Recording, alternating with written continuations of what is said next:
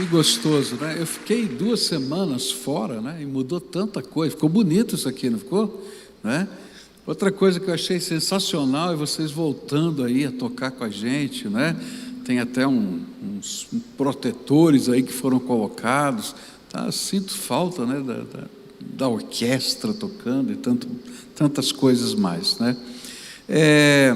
Dessas 2 semanas, da primeira eu levei um susto, né? Porque me passei mal aí numa sexta-feira e fui ao médico. Qualquer coisa você vai no médico pode ser Covid. Então aí fiquei de castigo ali, graças a Deus não era. E na outra semana a mamãe, né, ela fez um pouco antes, mas os irmãos, né, decidiram na semana passada que tinha um feriado, cada um podia chegar, comemorar os 80 anos de vida da minha mãe lá em São Paulo. E então eu fui para lá para dar um abraço nela junto com os meus irmãos. Mas a gente está aqui hoje com muita alegria. E estou feliz também que falta pouquinho para a gente levantar o recurso da Cristolândia Feminina. Faltam 100 mil reais, né, para a gente já mandou a obra começar, né? Então você que está nos assistindo aí, não é, da sua casa, você que está participando com a gente, eu queria dizer para você também pode participar das ações do 4K, seja da Cristolândia, seja de outros eventos, porque espalhar amor é bênção, e a gente testemunha Jesus Cristo, não é? Através dos nossos atos de amor. Então eu desafio você a participar, não é? Eu fiquei sabendo de uma célula que um vizinho de alguém da célula, num comércio, pegou fogo local, a casa dele era em cima, e aí aquela célula já se uniu, já levantou tudo que precisa para mobiliar a casa. Agora estão levantando todo o material de construção para reconstruir a casa, e nas próximas semanas vão começar a reconstrução daquela casa. Uma célula fazendo tudo isso.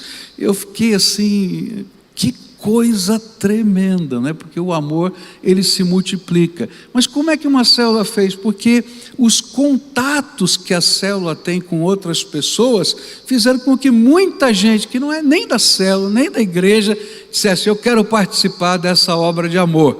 E aí esse movimento de amor se espalha na cidade. Não é gostoso isso? Então lembra disso, 4K é isso, né? Amor em alta definição. E esse aqui é um símbolo, né? Eu até reclamei, falei assim: olha, às vezes a câmera bate ali e fica meio distorcida por causa dessas luzinhas, mas é que a Bíblia fala, não é? Que o amor tem altura, comprimento e largura. E então eles fizeram um cubo aqui, não é? Para dizer: olha, tem altura, comprimento e largura. Amor tem que ser manifesto em todas as suas dimensões. Eu quero continuar estudando a palavra de Deus, que a gente já tinha começado, nos textos que vão lá do livro de Ezequiel, na segunda parte desse livro, e nós tínhamos começado a falar a respeito de que quando a glória do Senhor volta para o templo, volta para a vida do crente, volta e se manifesta no coração dessa pessoa ou do seu povo, a santidade de Deus começa a ser buscada. E a gente começou a olhar para os aspectos dessa santidade de Deus que são buscados. A primeira é que a idolatria e a profanação são banidos do nosso coração e foram banidos do meio do povo de Deus. O segundo que nós estudamos foi que o Santíssimo, aquilo que é santo, aquilo que é de Deus, passa a ser reconhecido. Mas nessa manhã eu queria falar sobre um outro aspecto da santidade que vem quando a glória de Deus entra na nossa vida, não é? Quando o Espírito Santo de Deus habita o nosso coração, algumas coisas tremendas de Deus acontecem. E a primeira delas que eu queria colocar nesta manhã é Ezequiel 44, verso 23, onde diz assim, Ezequiel 44, verso 23: os sacerdotes ensinarão ao meu povo a diferença entre o que é santo e o que não é, e entre o que é puro e o que é impuro. Pai querido, nesta hora eu quero pedir direção do Teu Santo Espírito, manifestação da Tua presença, e que de uma maneira tão gostosa, Pai, possamos perceber o Senhor aqui entre nós. Eu quero Te agradecer, Pai, porque uma preocupação minha começa a ser respondida pela manifestação da Tua graça, quando hoje as crianças começam a voltar aos cultos, Senhor. E eu quero Te agradecer, porque essa casa não pode ficar sem as crianças. Elas são tão importantes na nossa vida e na vida do Teu reino. Por isso agora, quando elas estão reunidas, Senhor, nas suas salas, no culto delas, as crianças que são de 6 a 9 anos, que já começaram a retornar, eu quero pedir a Tua bênção sobre elas, o Teu amor, o Teu poder, a Tua graça, e que a semente do Evangelho que está sendo plantada frutifique naqueles corações. É aquilo que eu oro em nome de Jesus. Amém e amém. Amém, queridos? Bom, quando a glória do Senhor volta, Ezequiel diz que vai haver uma mudança, haveria uma mudança no povo. E essa mudança passaria pelos sacerdotes, sobre os líderes religiosos, os líderes espirituais da nação. Qual seria essa mudança?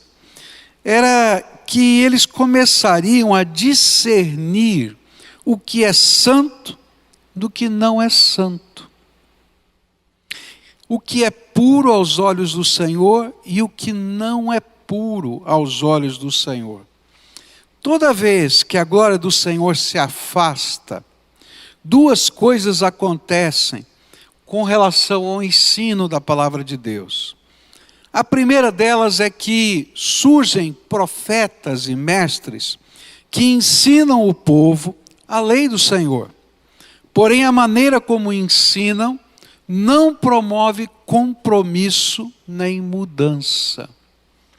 É interessante isso, né? Porque quando a gente vai estudando a história, a gente vai descobrir que nos momentos em que, apesar de haver religiosidade, inclusive religiosidade cristã, mas essa religiosidade passava a ser parte da cultura, parte de um jeito de viver de um povo, e não propriamente uma conversão, uma transformação espiritual, um derramar do Espírito, um avivamento dentro da alma, começavam a surgir teologias, não é?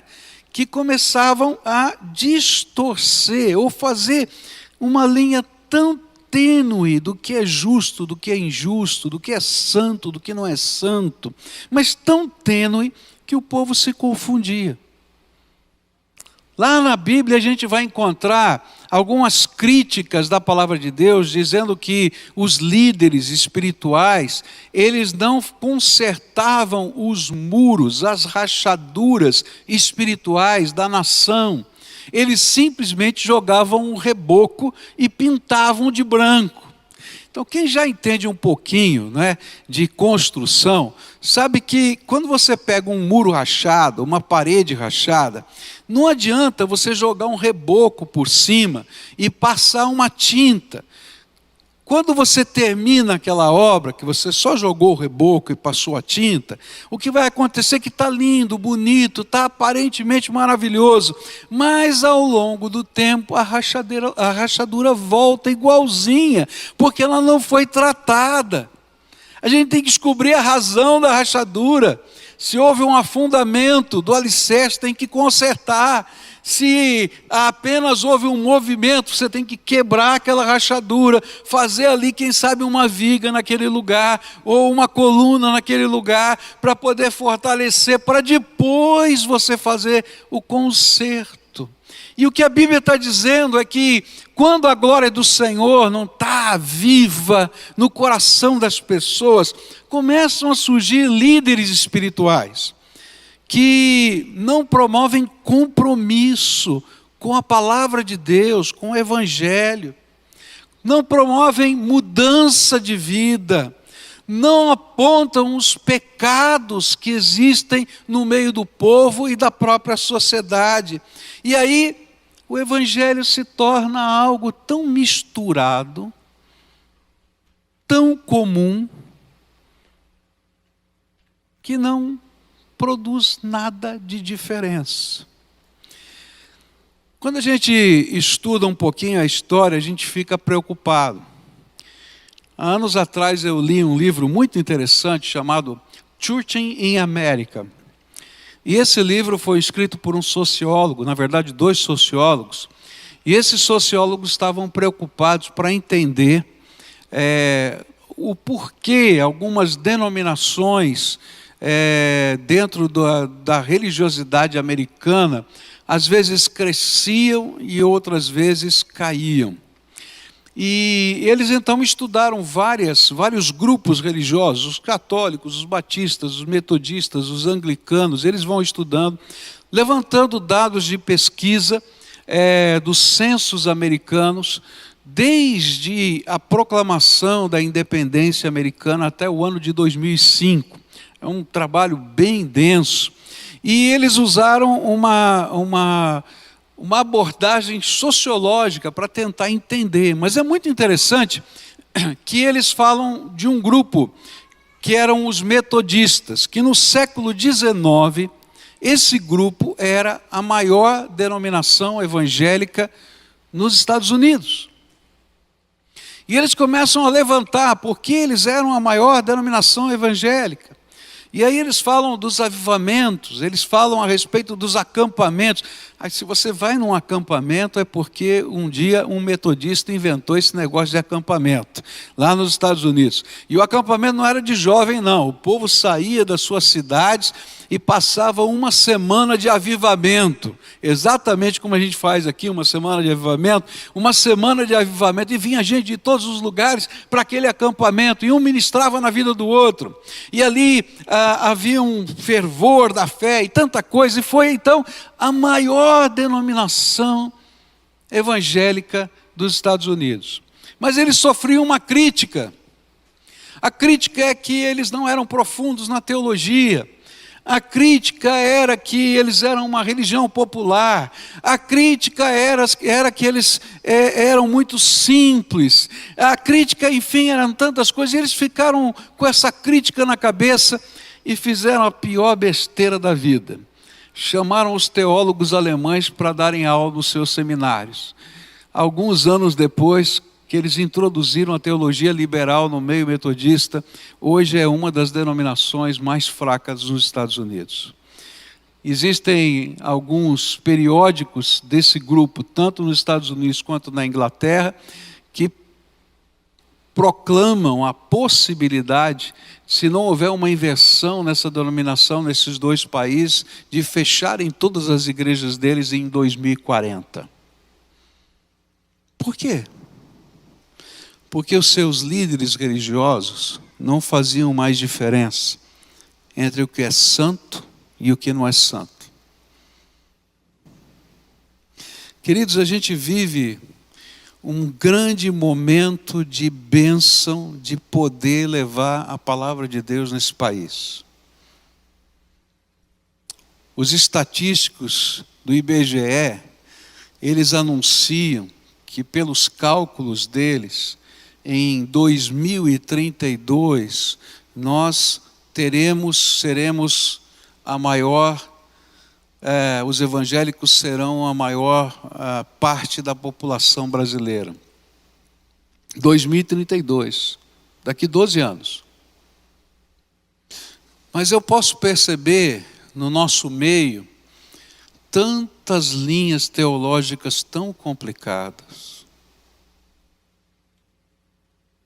onde as coisas mais simples da fé começam a ser questionadas, onde a palavra de Deus não é mais palavra de Deus. Queridos, nós precisamos entender que quando a glória do Senhor entra na nossa vida, a gente tem compromisso com a palavra. E essa palavra determina, mostra para a gente o estilo de vida que a gente vai viver. E eu acho tremendo, porque um dos preceitos da nossa crença evangélica é que qualquer pessoa pode ler a palavra de Deus, que o Espírito Santo de Deus vai ajudá-la a compreender a vontade de Deus para a sua vida. Se existe um grande diferencial, não é? No mundo evangélico, é esse. Você pode ler a palavra de Deus, é claro que você tem que estudar hermenêutica, você tem que estudar ferramentas, mas a pessoa mais simples, ela pode ler a palavra de Deus, que de alguma maneira o Espírito Santo vai iluminar, e vai fazer essa palavra se tornar palavra de Deus no coração dessa pessoa. Isso acontece quando a glória de Deus entra na nossa vida, quando o Espírito Santo está agindo dentro de nós. E aí então esse Deus que é santo, começa a promover santificação em nossa vida. E é por isso que a Bíblia vai dizer que sem santificação, ninguém vai ver o Senhor. Então, eu queria dizer para você o seguinte: num mundo de uma comunicação tão rápida, toma cuidado com quem você ouve. Toma cuidado com quem você segue. Toma cuidado com as causas que você defende. Porque às vezes os fins parecem maravilhosos, mas os meios se distanciam da palavra de Deus. E a gente precisa ter compromisso com a palavra de Deus. E quando você estiver analisando essas causas, esses argumentos, discirna tanto os fins quanto os meios, à luz da santidade de Deus. E lembre-se, o Senhor fez você sacerdote do seu reino. E essa é outra beleza da nossa fé evangélica. Todos nós somos sacerdotes do Deus vivo. Por isso, nós fazemos separação entre o santo e o que não é santo. Porque se não fizermos, nós vamos fazer com que esse evangelho não tenha o impacto que Deus quer que tenha na sociedade. A segunda coisa que acontece quando a glória do Senhor se afasta do meio do seu povo, é que o ensino, a adoração, o culto, a fé, não transformam o estilo de vida, não mudam o coração, o entendimento e a postura das pessoas, não promove uma entrega até a morte, mas elas se tornam um mero meio de entretenimento. Toma cuidado, porque a fé não é um entretenimento. O Evangelho é o poder de Deus para a salvação de todo aquele que crê. Mas de onde você tira isso, pastor? Aqui em Ezequiel. Olha aqui em Ezequiel 33, versículos 30 a 33. A palavra do Senhor vai dizer assim: o Senhor disse: homem mortal, quando seus irmãos israelitas conversam perto das muralhas da cidade, ou na porta das suas casas, eles falam de você. Eles dizem: vamos saber o que o Senhor tem para nos dizer agora? E assim o meu povo se ajunta em grande número para ouvir o que você tem para dizer. Mas eles não querem pôr em prática o que você diz. Ele fala bonito, eles dizem, mas o que querem é ganhar dinheiro. Para eles, você não passa de um cantor de canções de amor ou tocador de harpa. Eles ouvem o que você diz, porém não fazem nada daquilo que você manda.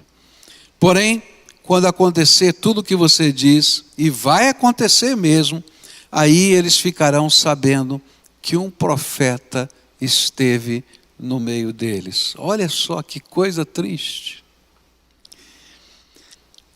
O que Deus está falando para Ezequiel é uma coisa tremenda. É muito parecido com aquilo que os evangelhos vão nos dizer a respeito de Jesus.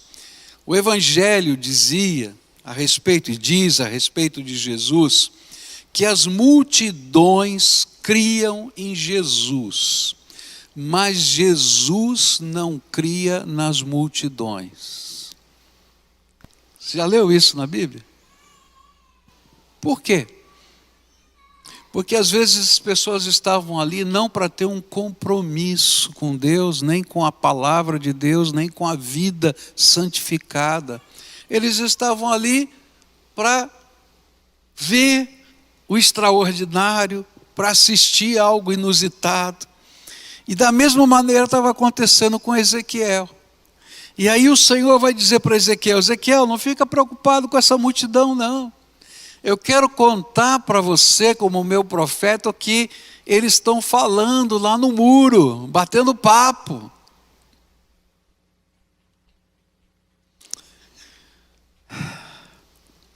Se o ensino, se a pregação não ajudar as pessoas a discernirem o certo do errado e a serem transformadas pelo Senhor, então elas viram apenas um entretenimento. E aí a gente perde a verdadeira bênção, porque a verdadeira bênção é que o Espírito Santo de Deus, na sua glória, transborde a nossa vida. Essa é a verdadeira bênção.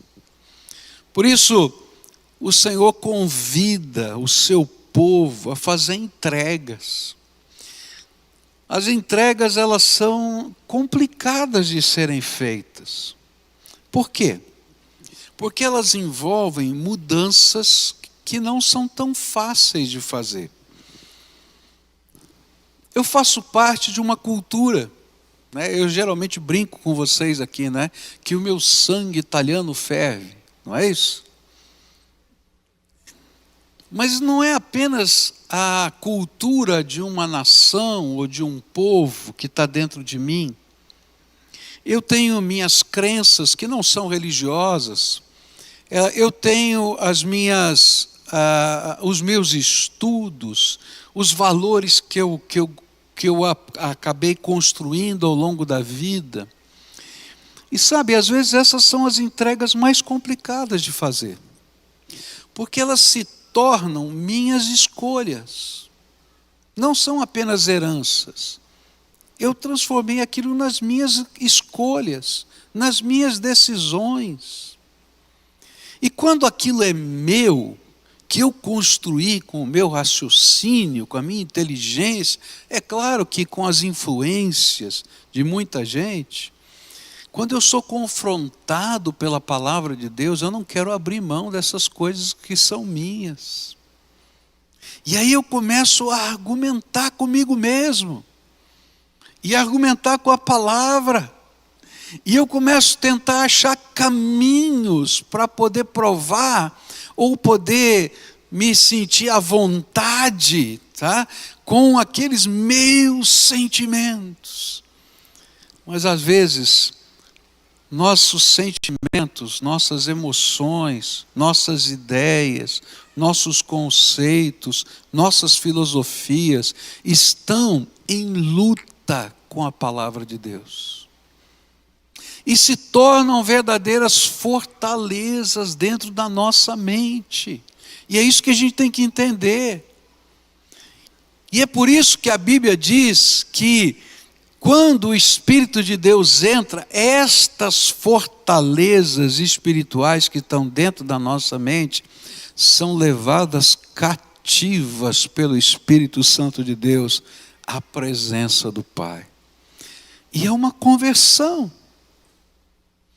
Eu estava lendo um texto a respeito de um teólogo, não é? Holandês, chamado Abraham Kuyper, eu acho que é assim que fala o nome dele. E achei interessante porque ele passa por dois momentos na vida dele. O primeiro momento, onde ele, profundamente influenciado por uma teologia liberal, que tentava entender a Bíblia como o estudo da Bíblia como uma ciência, usando ferramentas da própria ciência para entender a Bíblia, mas que se afastava da ideia da Bíblia como palavra viva de Deus, poderosa de Deus. E então, nessa primeira fase da vida, ele escreve um texto muito interessante, onde ele diz assim: olha, esse povo que está lendo a Bíblia e que não conhece isso, não conhece aquilo outro. Esse povo que está lendo a Bíblia, que está tentando interpretar a Bíblia dessa ou daquela maneira, esse povo é um ignorante, esse povo não tem conhecimento, esse povo, e vai descrevendo assim. E eu comecei a ler aquilo e falei assim, está parecendo rede social no Brasil. Estúpido. Falei, ixi, misericórdia. Aí passam-se alguns anos, e aquele homem passa por uma genuína conversão. E ele pega aquele texto agora, e ele diz assim, eu pensava desse jeito. Mas depois que a glória de Deus entrou na minha vida, eu descubro que existe uma outra maneira de enxergar o mundo e a vida. E não existe como um cristão que passou por uma conversão não fazer uma leitura da vida, uma leitura dos costumes, da sociedade, à luz da palavra de Deus. Ele tem que mudar a sua maneira de enxergar. Os seus óculos, as suas lentes de interpretar a vida mudam. Porque o Senhor agora começa a ser a prioridade e o Senhor da vida. Ele diz, sabe o que é que mudou? Eu descobri que Jesus é Senhor de tudo e de todos. E que não existe nenhuma esfera da vida que não esteja debaixo do senhorio de Cristo. Antes eu dizia, isso está debaixo do senhorio de Cristo. Mas aquilo não está. E eu descobri que todas as áreas da vida estão debaixo do senhorio de Cristo. E que, no sentido de que Deus derramou uma graça comum, existem coisas boas em todas as áreas, em todas as esferas, mas também existem coisas ruins. E então, do ponto de vista ético, eu vou discernir todas as coisas à luz da palavra de Deus. Que coisa tremenda! Cuidado com quem você ouve, com quem você segue, com que ideologias você defende. Checa se elas podem passar pela prova da palavra de Deus. Isso na sua vida, na sua maneira de educar os seus filhos, na maneira como você conduz a sua casa, na maneira como você trabalha, na maneira como você vive a sua fé. O mundo tenta fazer a gente imaginar que a fé é uma questão da privacidade do seu quarto. Ou seja, você pode ter a fé que você quiser, e na verdade qualquer pessoa pode ter a fé que quiser, mas você vive essa fé só na privacidade do seu quarto. Gente, é impossível. Se essa fé é viva e verdadeira, ela vai fazer parte do jeito que você trabalha, do jeito que você educa os seus filhos, do jeito que você enxerga a vida, do jeito que você acredita que a sociedade possa ser melhor. Os valores dessa fé vão permear toda a sua vida.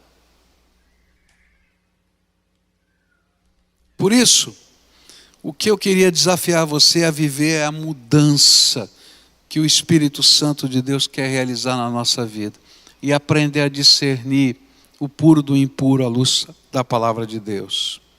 E eu queria terminar essa mensagem pensando nos capítulos 40 a 43. Não vou ler tudo isso não, mas eu quero destacar um texto desses capítulos, especialmente o capítulo 43, versículos 10 e 11, onde diz assim: o Senhor continuou: homem mortal, fale com o povo de Israel a respeito do templo, para que eles estudem a sua planta, e faça com que fiquem envergonhados por causa dos seus pecados. Se eles ficarem com vergonha do que têm feito, explique a planta do templo para eles, isto é, o seu modelo, as entradas, as saídas, as formas, o modo como tudo está arrumado e todas as leis e regulamentos. Escreva todas essas coisas para que eles possam ver como tudo está arrumado e para que cumpram todos os regulamentos. A figura aqui é muito interessante. E há algumas palavras aqui que mexem com a gente. Ele diz assim: eu estou dando uma visão para você de como vai ser o templo. E eu já disse que esse templo muito provavelmente é o templo da volta do Senhor Jesus, que ele vai ter esse formato, esse jeito. E aí então Deus dá essa visão. E ele diz assim: agora você vai construir um modelo desse templo, uma maquete desse templo. E você vai mostrar essa maquete com todos os seus detalhes para o povo. E se eles ficarem envergonhados? Olha que palavra estranha. Por que eu ia ficar envergonhado olhando uma maquete? Essa é uma pergunta interessante, porque todos aqueles detalhes estavam de alguma maneira tipificando a glória e a santidade de Deus. E que na medida em que eles estivessem olhando para aqueles detalhes, eles tinham que olhar para dentro do coração, se aquilo de alguma maneira está em conflito com a santidade e a glória de Deus em nós. E ele diz: olha, se eles ficarem envergonhados, explique mais.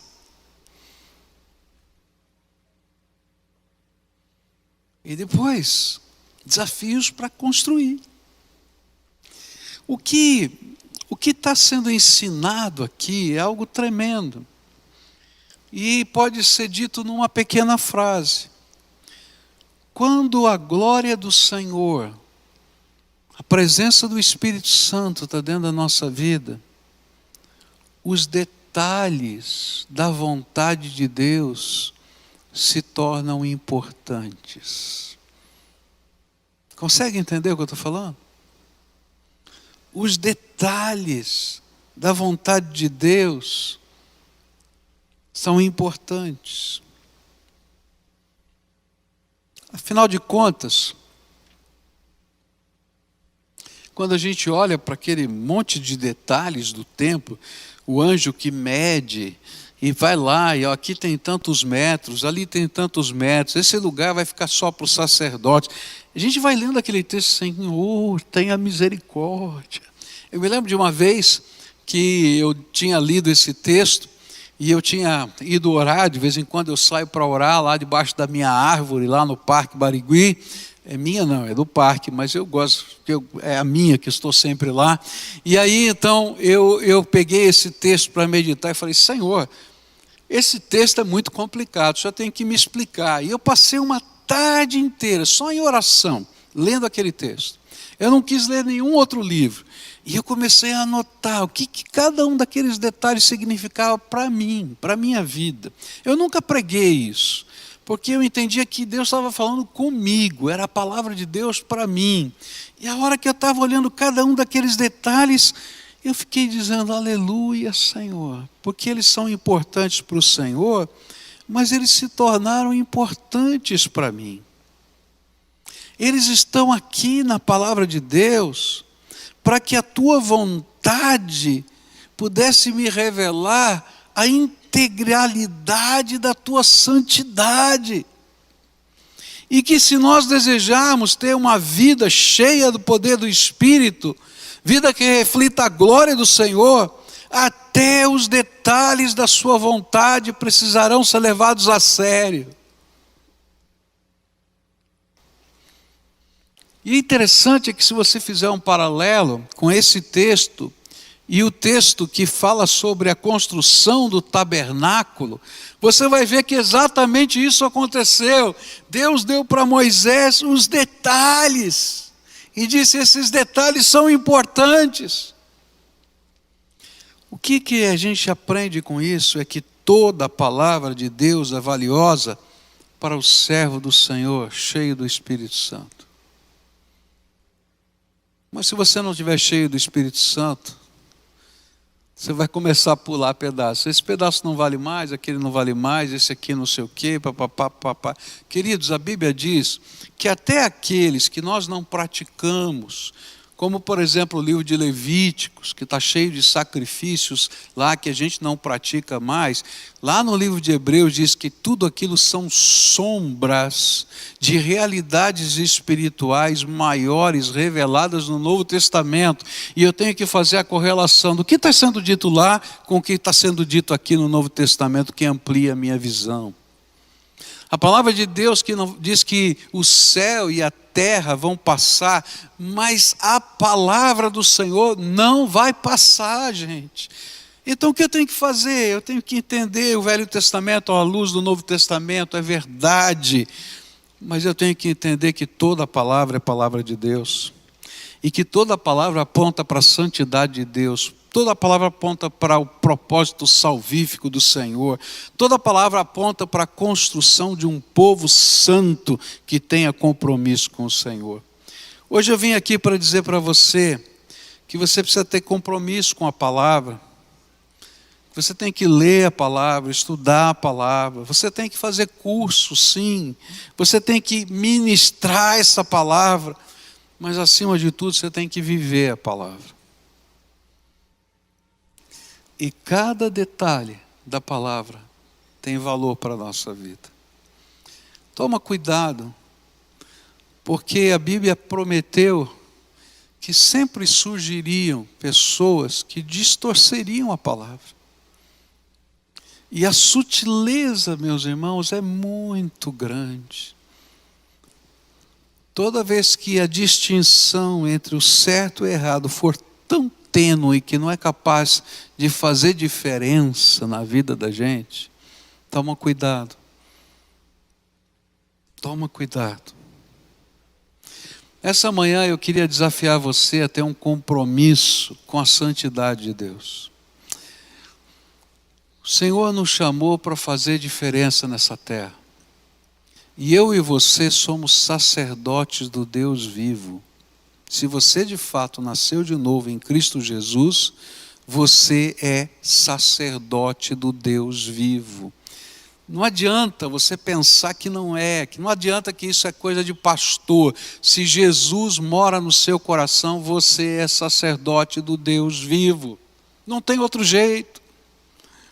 Agora o que o sacerdote faz? Ele intercede. E essa é a lição que você vai aprender lá na sua célula, no 4K. A intercessão. Mas o sacerdote ensina e faz separação do santo e do impuro. Porque se a gente não fizer isso, quem é que vai fazer? E eu não preciso ir longe, queridos. Basta ouvir a palavra de Jesus. Vocês são o sal da terra. E se o sal perder o seu sabor, não presta para mais nada. Ora, se nós não somos os elementos que levam a santidade de Deus, que proclamam a justiça de Deus, que ensinam o que é o certo e o errado, como uma consciência profética dentro do mundo e da sociedade, que não é coisa privada, mas é papel da igreja, ser sal e luz. Então, essa igreja, esse sacerdote perdeu o seu valor. Fica de pé, você que está aqui conosco.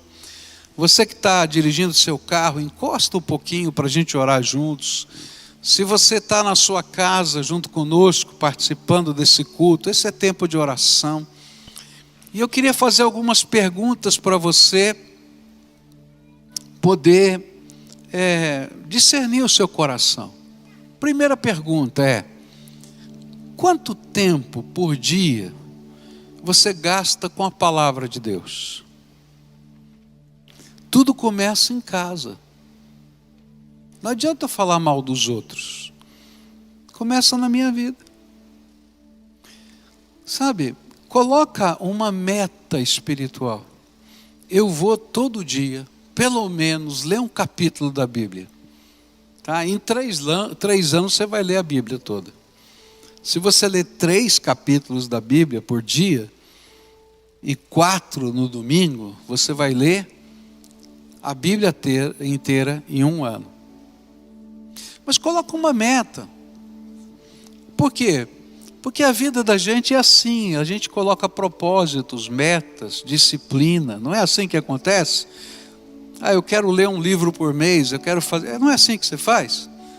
Eu queria economizar tanto para poder chegar naquele objetivo. Então, se a palavra de Deus é uma realidade, leia a Bíblia inteira. E deixa essa palavra estar no seu coração, tá? Segunda coisa, quando você estiver estudando a palavra de Deus, pergunta para você mesmo, cada vez que você lê um capítulo, um versículo, um parágrafo da Bíblia, diz assim: o que o Espírito de Deus quer me ensinar hoje?